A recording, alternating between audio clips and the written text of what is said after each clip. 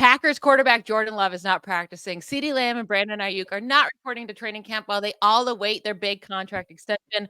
We touch on that and more NFL news on today's episode of Locked On Fantasy Football.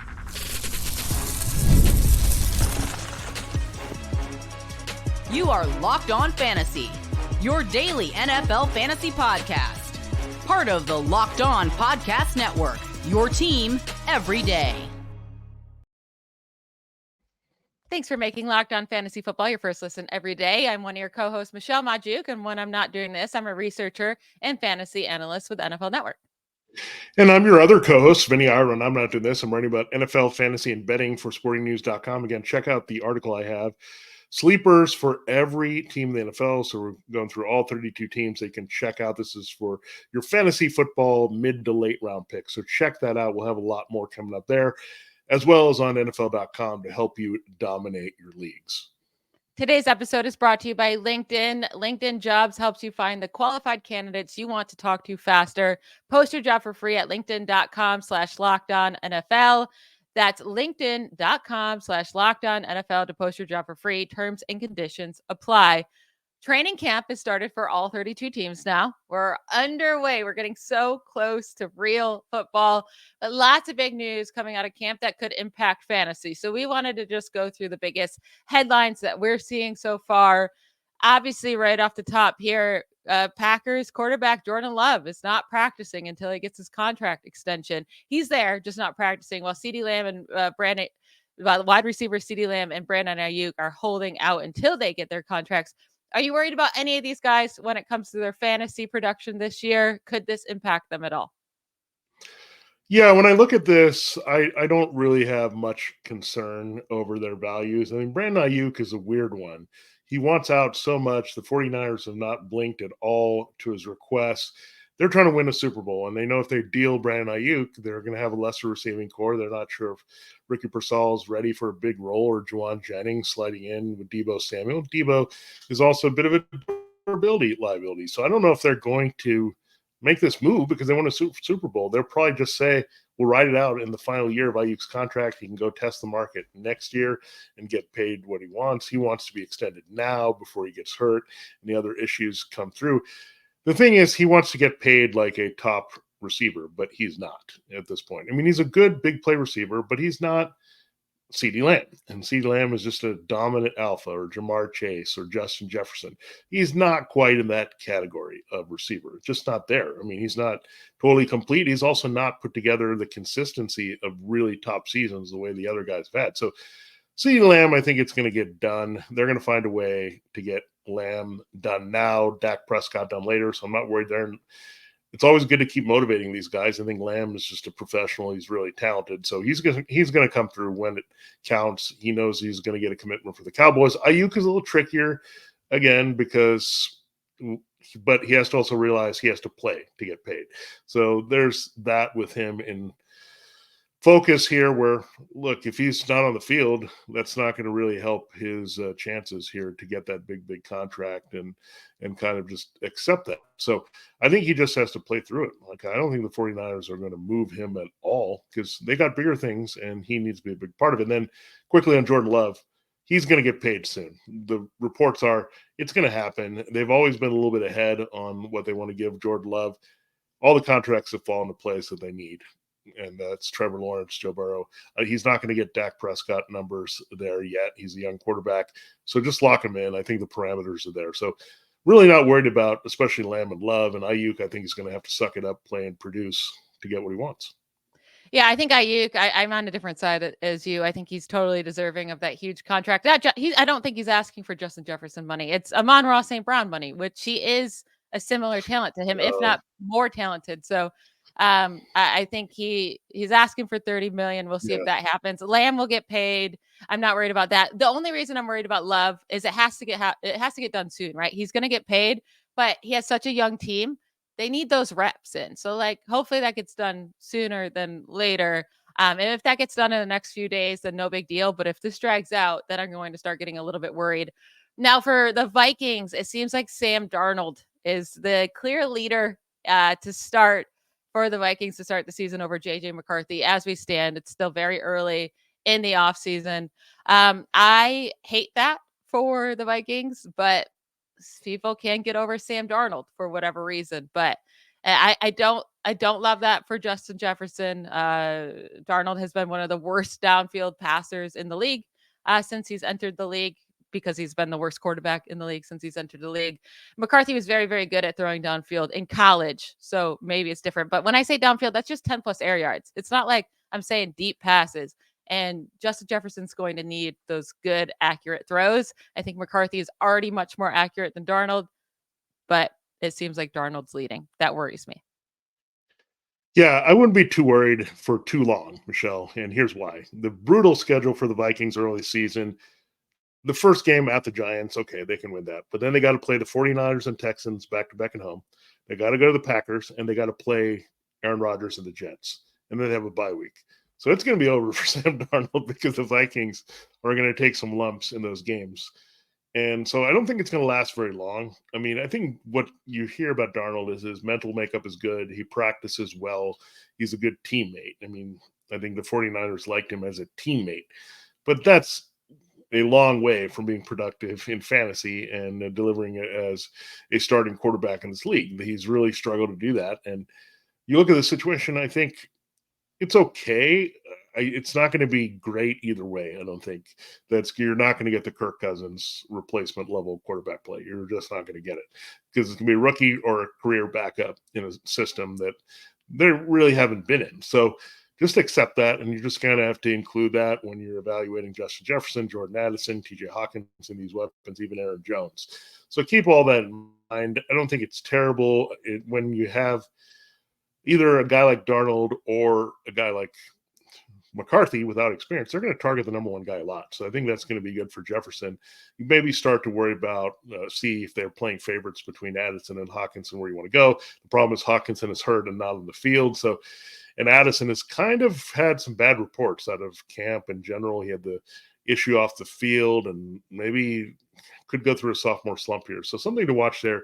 It might make you think twice about him, but it actually might make you bump up Jefferson and Hawkinson if they can dominate targets here from either quarterback.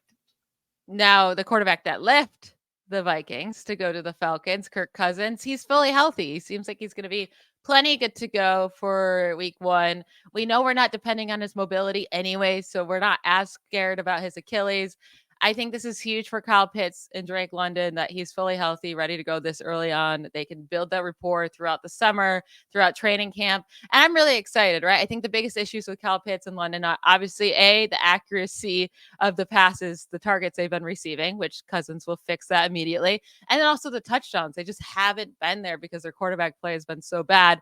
While Cousins has always scored a lot of touchdowns throughout his career. He's actually averages the 5th most passing touchdowns per game in NFL history, behind only Aaron Rodgers, Peyton Manning, Drew Brees, and Tom Brady, which is pretty insane. So I'm really excited to see this offense with Kirk Cousins. I think this is huge news. It makes me much more confident in drafting Kyle Pitts specifically. And I think I'm starting to get on board with Pitts a bit more this year.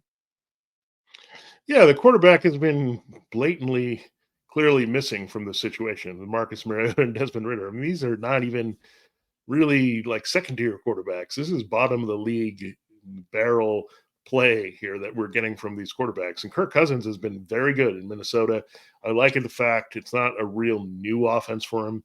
The terminology might be a little different. Some of the concepts might be altered here from what we've known from the Sean McVay kind of satellite offenses, but he's going to pick it up quickly. So he didn't really miss the mental reps that he needed because he's already kind of locked in there. Physically, he just comes through, and I think they're going to throw quite a bit. This is going to be a 180 from what we've seen.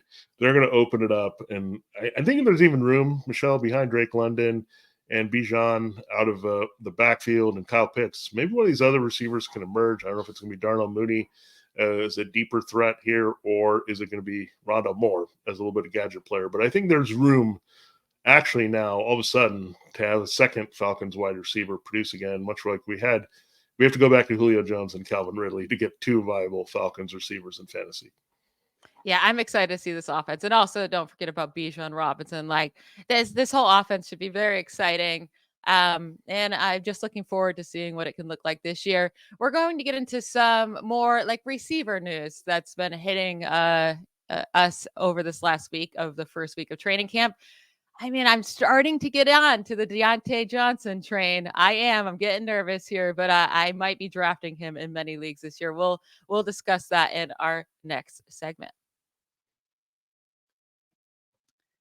Passion, drive, and patience, the formula for winning championships is also what keeps your ride or die alive. eBay Motors has everything you need to maintain your vehicle and level it up to peak performance. Superchargers, roof racks, exhaust kits, LED headlights, and more. Whether you're into speed, power, or style, eBay Motors has you covered. With over 122 million parts for your number one ride or die, you'll always find exactly what you're looking for. And with eBay Guaranteed Fit, your part is guaranteed to fit your ride every time or your money back. Because with eBay Motors, you're burning rubber, not cash. With all the parts you need at the prices you want, it's easy to make your car the MVP and bring home huge wins. Keep your ride or die alive at ebaymotors.com. Eligible items only. Exclusions apply. eBay Guaranteed Fit only available to U.S. customers. We have to start with my Steelers. So they have a new offensive coordinator, new quarterbacks. But the first couple days of training camp, it's been 12, 13 personnel, which means a lot of tight ends out there, right? And that's kind of what we expected with Arthur Smith. They're going to run the ball a lot. They're going to use their tight ends. Now, you love Pat Freiermuth. So does this make you even more excited about him? Do you think he'll be moving up draft boards, or do you think he deserves to be moved up draft boards, I should say? Well, I've tried to mention this a lot on this podcast to say that he's going to be on the field a lot more. And that's a big development here because he's pretty reliable, we know, when given the opportunity. And I know Russell Wilson, the history of tight ends and his production haven't been great over the years, but this is a different type of offense.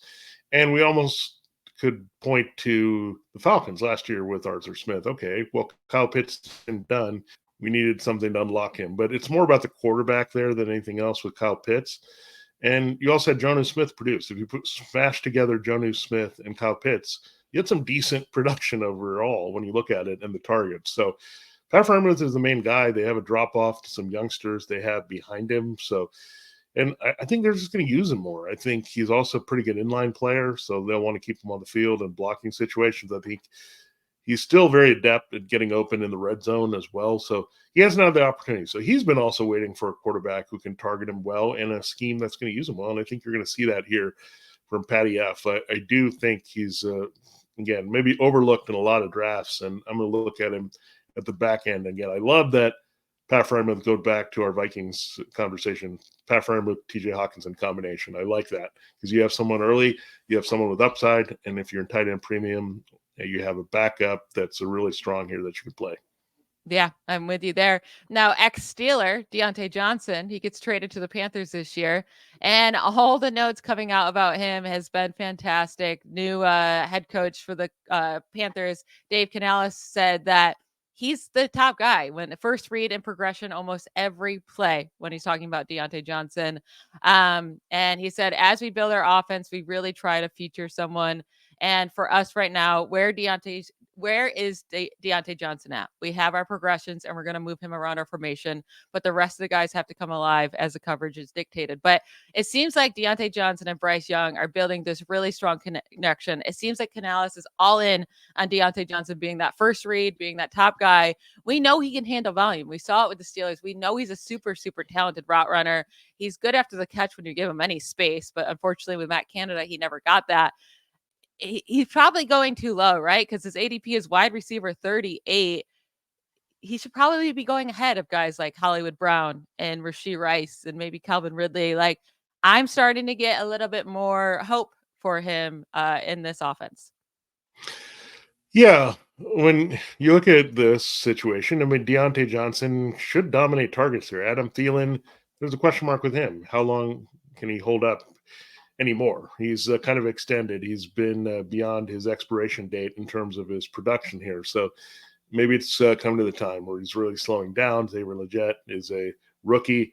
Jatavion Sanders has some promise at tight end, but he's a rookie too. And then we know we have Jonathan Mingo and these other types that are kind of hanging around that haven't really proved much as young players. So Diontae Johnson should dominate targets because, Michelle, as a former Steeler, He ran really good routes. He would get open. And there was that whole thing about him early in his career where he dropped balls, but that was also a mistake. That was a misconception about the way he plays. And I think he's also free. I don't think he was very happy with Pittsburgh, the way that kind of George Pickens was kind of hyped and he wasn't getting the ball enough and the quarterback situation was ugly. So I think he's going to feel a little sense of release going to a different team and just being kind of peppered by a young quarterback trying to find his way. So I think volume alone, I think he's a wide receiver 3 that has some wide receiver 2 upside. It really comes down to can he make a few big plays? Can he make a few touchdowns? And that can bridge that gap from top 36 to top 24. If you're in a full PPR league and it's a 3 wide receiver league, Deontay Johnson as your wide receiver 3 would be at like such a steal. I think right there in that spot. I think he'll kill it for you. Now Jameson Williams, the wide receiver for the Lions going into his 3rd year, early first round pick a few years ago, has not lived up to expectations at all. But this offseason, I mean, the coaches have been talking him up, and now Amon-Ra St. Brown has talked him up after the first practice. He did score a touchdown on some of the first couple plays. So Amon-Ra was very excited for him. And he said, he did say, I know I've been saying this every year, but I think he's going to be extremely good this year. I think this year is going to be huge for him. I actually know it and I can't wait. So his teammates talking him up. He's still not going that low, I'll say. Wide receiver 49. Yeah, it's not super high, but he's going around rookies like Brian Thomas Jr., Keon Coleman. He's going around, someone with upside in Khalil Shakir.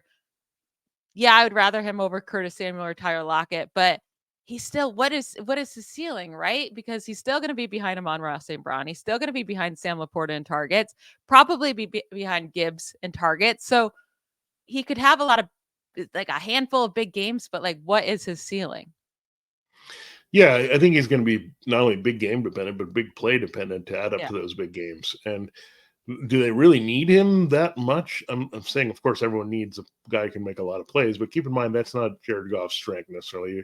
If you remember his biggest highlight, it was on a rush last year when he exploded. And so Jared Goff is not going to consistently push the ball downfield as well as some other quarterbacks in this league. So we know that. And that's why, if you go back to even Los Angeles, he's thrown to the tight end. He's thrown to the slot receiver. That's why we have Amon-Ra and Laporta going off here in Detroit. So it's going to be a bit fickle. Don't forget about Khalif Raymond. He's still hanging around. He's kind of a utility guy that they love throwing to in certain situations. You mentioned Gibbs, a big factor in the passing game. So I think you're getting some flash plays. I think his ranking is probably just about right as a wide receiver 4, but I think just be careful about overdrafting this guy. I know he won the first round. I know he's a big game guy and a big name. He went to Ohio State and then Alabama. So there's a lot of buzz around this guy, but just be careful that there might not be room for him to produce the way you'd like, especially when you factor how well this team can run the ball and be ahead in a lot of games this season. He's going to have some Gabe Davis stat lines where it's 3 receptions for 100 yards and a touchdown. And you're going to be like, oh my gosh. And then, but sometimes those 3 targets will turn into 1 reception for 12 yards. Even in this great practice, that was his 1 catch, was that touchdown. He did not have another catch the entire day. So I just don't think he's going to be a huge part of the offense. He will make big plays and he could be big for them in terms of their team, not so much for fantasy. And then one last thing, talking about wide receivers here, Kadarius Toney, we got to talk about him in the offseason, right? That's the only time he's talked about. Running with the ones on the Chiefs offense, getting some reps at running back. Xavier Worthy did miss the beginning of training camp with a hamstring injury, but he did come back today, which is huge. Now, hamstring injuries can be fickle, and you can tweak them pretty easily after coming back. So keep an eye on Xavier Worthy. But if you can make it through the next couple weeks with no setbacks, I think that's huge for him. I'm not buying into the Kadarius Toney hype. I'm sorry, it's not happening. Yeah, this person will remain nameless, but last year I found out it was their biggest sleeper. And I think they're going to hear a lot about that again because people cannot quit Kadarius Toney. They're so excited about this guy. They are still thinking about the big game he had for the Giants against the Cowboys, several seasons ago now. And come on. I know he's a special talent, but I know he's got legs. He's got quickness. He's got hands. His head is a problem here, staying on straight here. to deliver in an offense like this. And Patrick Mahomes is not going to stand for that, or Andy Reid is not. Like, if there's any inconsistency with his routes or he's pouting about not getting the ball, that's it. Like, this can happen. And it could be just Michelle, as you mentioned, Xavier Worthy's banged up. They needed to look at some more running backs here, right? They don't have a lot of depth there behind Isaiah Pacheco, behind Clyde Edwards-Helaire. So they're probably just, hey, how can we use Kadarius Toney? Do we want to find a role for him in this offense? Do we need to find a role for him in this offense? So I think they're doing a little experiment tweaking to see if they can still salvage this, because they did make an aggressive trade for him, and we thought they were going to get a lot more out of him. But the biggest problem with Kadarius Toney is Kadarius Toney himself. He's got the ability. He's got the situations. He's just got to come through, and it's hard to trust a player like that. We have a lot of running back news that hit on that will be fantasy relevant that we're already getting out of training camp. So we'll do that in our final segment.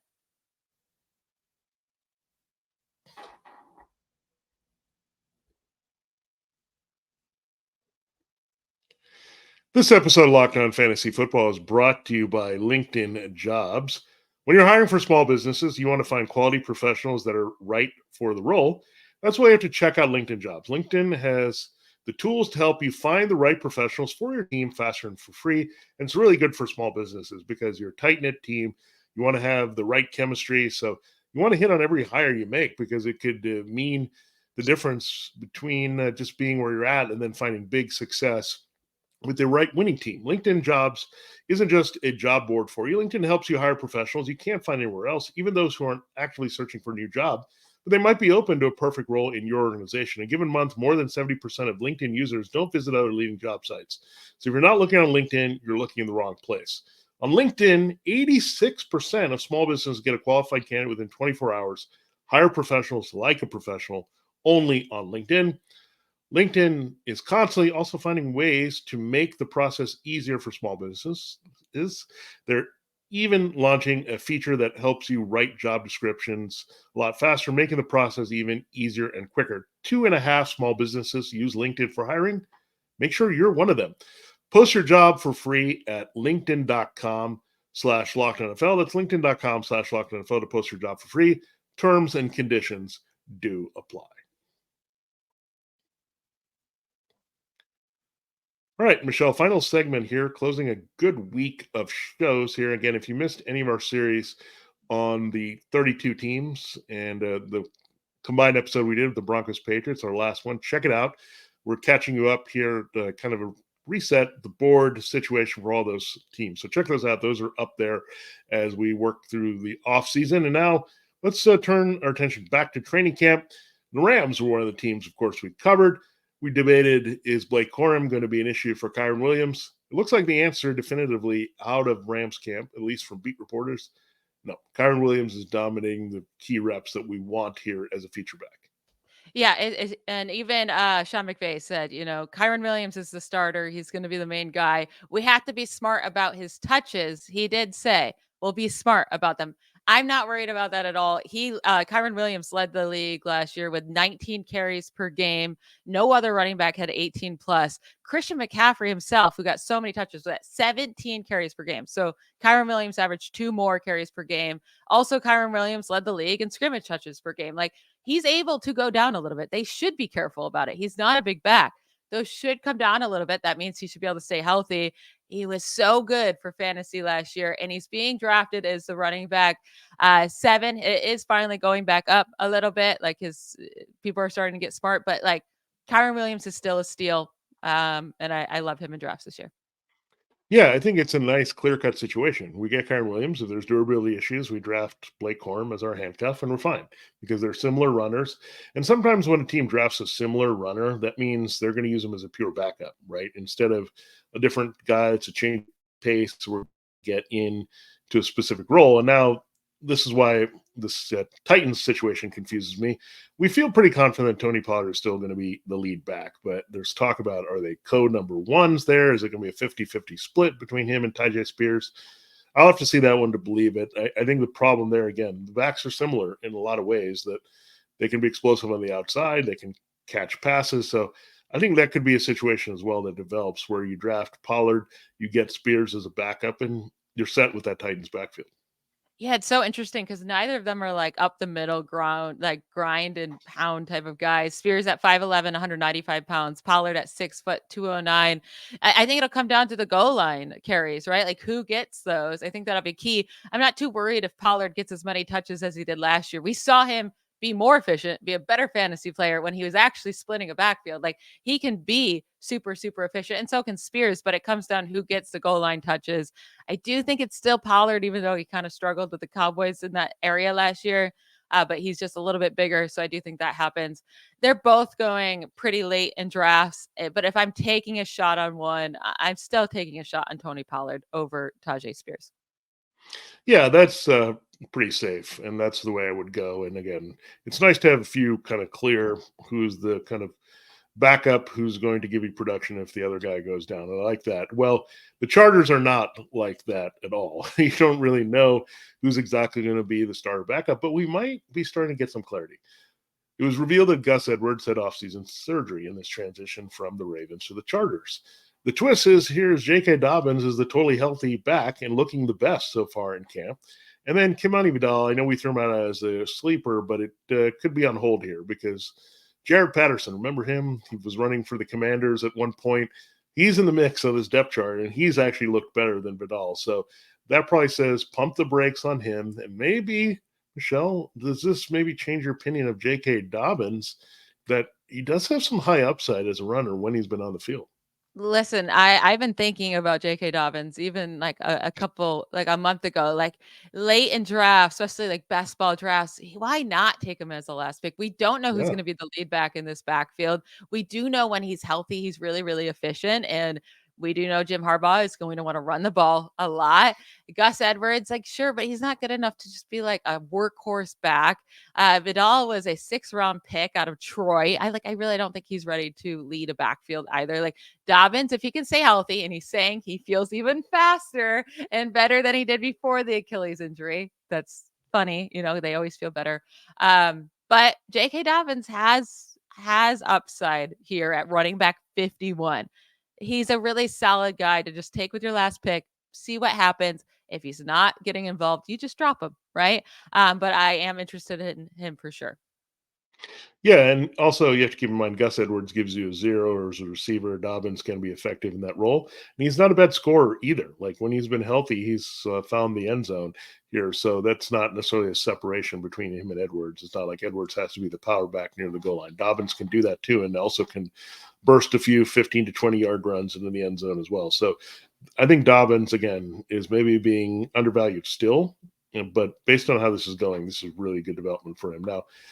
This is not good for Nick Chubb. I don't like these things when they say we're not going to rush him back. That means he can't be rushed back because he's not healthy enough to do this. So I don't know. Nick Chubb, it's just shocking to me, Michelle. Like I think it's him still as a sleeper because he's going in the wide receiver 3 range in the 30s at the position. It's just so weird to see Nick Chubb down there and like everyone's like off of him. But it's not like people running to go get Jerome Ford or Donta Foreman, right? I mean, I know if I stash Nick Chubb here as my 3rd running back, I could be hitting a home because if he comes back, we know what Nick Chubb is and what he's going to do in this offense. So again, I wouldn't totally just write him off, and maybe that'll just actually increase his value here if more people in your league are off him if these reports are bad, because I'm not going to count on him to start. Like I'm just going to stash, wait, and if he's Nick Chubb healthy, I know he's going to produce. Yeah, I think I'm getting more on the Jerome Ford side. He's going as running back 37. And if you're playing more of like a 0 RB, where you really just need guys to start down here and to produce, I do think Jerome Ford will do that, especially towards the beginning of the season. I mean, last year he had a lot of, we got to see him start, right? For pretty much the entire season because Chubb went down. I mean, he had a lot of solid weeks, finishes RB7, RB7, RB22, RB10. 17, 23, 17, 22, 14, 23. And like there was a couple bad games mixed in there with another RB4 finish. Like that's a solid enough RB2 if you're in a 0 RB kind of format where you're taking so many good wide receivers early and tight ends and quarterbacks. And that's supposed to be like the strength of your team. And you just need guys to like produce somewhat in your running back spots, especially at the RB2 spot. I do think he's a really he could be a really solid pick. We have to remember last year, he only scored 4 rushing touchdowns because Kareem Hunt took 9 of those away. He scored 9 rushing touchdowns last year. Hunt's gone. Yeah, when Chubb's back, he'll take all the touchdowns, but that's not how Ford was scoring anyways. So I do think Ford's going to be pretty involved this year. And I think he's a solid enough pick. Not exciting at all, but solid enough pick. Yeah, and the good thing is we know his sample size because Chubb missed a good chunk of last season, so you know exactly what he's going to do. So there's not a little bit of mystery. What is he going to do with more touches? We kind of know this already, so that's good. But don't totally forget about Dante Foreman. He's kind of been Mr. Backup Supreme here with the Titans and Panthers and Bears, and the guy that produces random big games. And it's kind of like, is just going to run and get the yards out of there. So don't totally forget about him. But yeah, I agree with you. Ford is the person you're going to target now in this Cleveland backfield for the foreseeable future for starting value. Now, let's close the show looking at the Saints. Now, Kendre Miller, we've talked up a little bit as a sleeper. We thought the Saints might be cutting Alvin Kamara because of the salary, but now Alvin Kamara showed up at camp. He started looking good. The coach has called out Kendre Miller that he has to stay healthy and be on the field to do some things here. And you also have to remember Jamal Williams is still hanging around on this depth chart here for now. So again, maybe does this change your thinking here on Kamara, maybe being an undervalued? And does this make you more out on Kendre Miller as a sleeper? Yeah, I'm out on Kendre Miller. You can't get a hamstring injury that's going to linger, Yeah. and then he's probably going to rush to get back because the coach called him out. I mean, Allen said the coach of the Saints said, "Look, that's a player that's going to have to figure out how to stay healthy because it's hard to make the team from the training room. Not even like earn playing time." He said, "Make the team."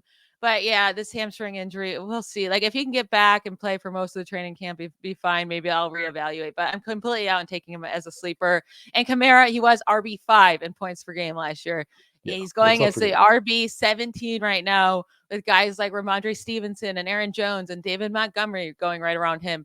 Kamara is a great value. He just is. He's going to get receptions. He's going to get all the work. He's older and it's not going to be super efficient, but he's going to be a really good pick at RB17. Yeah, this makes me feel really good about him because again, he was involved quite a bit when he was healthy last year. He had all those cheap checkdowns that racked up points that kind of went away a little bit later in the season, but the Saints also didn't improve their receiving situation all that much. I mean, you got Cedric Wilson Jr. behind Rashid Shaheed and Chris Olave now. So it's not like, okay, we got some bona fide receivers here that we're going to go to them instead behind Olave. So I think you're going to see good pass catching volume per usual for Kamara, and he's going to hold on to lead and maybe one of the more undervalued running back twos right now at RB17. Absolutely. That is it for today's show. Thank you to you all for making Locked On Fantasy Football your first listen every day. Every day, Vinnie and I will be back on Monday talking more fantasy football goodness. Don't miss it. Bye, y'all.